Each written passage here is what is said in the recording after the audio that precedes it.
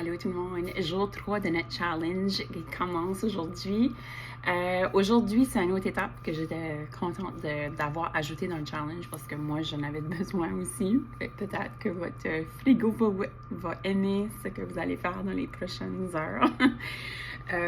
Puis aussi, inquiétez-vous pas, hein, si jamais qu'il y a quelque chose que je vous partage, puis vous êtes comme, ah ben là, j'ai pas le temps de le faire aujourd'hui, comme, si vous pouvez le faire comme dans l'autre que vous voulez. Ça fait, il n'y a pas de stress là. J'aurais dû mentionner ça également dans le premier vidéo. Fait qu'on va se focuser. Hier, on a fait le garde-manger. Si vous avez suivi dans l'ordre, c'est parfait. Puis sinon, comme je dis, c'est pas grave. Mais aujourd'hui, on va faire le frigo. Fait que le frigo, c'est une place que moi, je sais que j'aime que ça soit organisé. À un moment donné, je m'avais acheté comme des contenants. Je les ai utilisés, puis pas parce qu'après ça, on dirait que ça ne fitait pas toutes les choses comme il faut.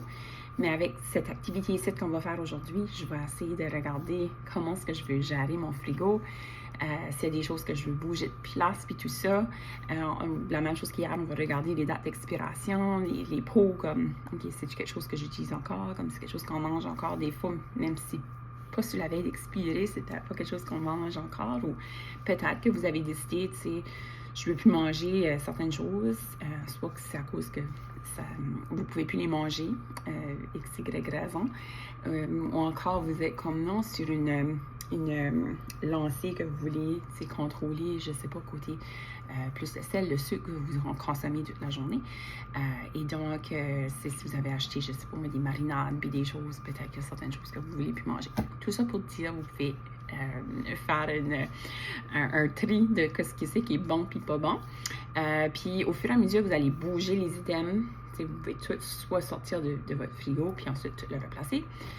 Ou encore à mesure, c'est ça, vous allez nettoyer un côté du frigo. Toujours une bonne occasion, c'est ça, de juste nettoyer l'intérieur du frigo, placer de l'eau et du vinaigre, de l'eau et du citron. C'est pour essayer de juste nettoyer les tablettes que des fois on est comme « Ah, je vais faire ça plus tard, je vais faire ça plus tard. » Aujourd'hui, voici votre occasion. Puis comme que je dis, si jamais que c'est une tâche que dans le plein milieu de la semaine, vous êtes comme « Ah, j'ai pas le temps de faire ça aujourd'hui », ben vous pouvez le pousser au samedi, peu importe le dimanche, quand c'est que vous voulez faire cette étape-ci. Mais même si c'était juste, aujourd'hui, je fais avec la moitié du frigo, le côté gauche, mettons, puis l'autre côté, je le fais le côté droit demain, c'est parfait aussi.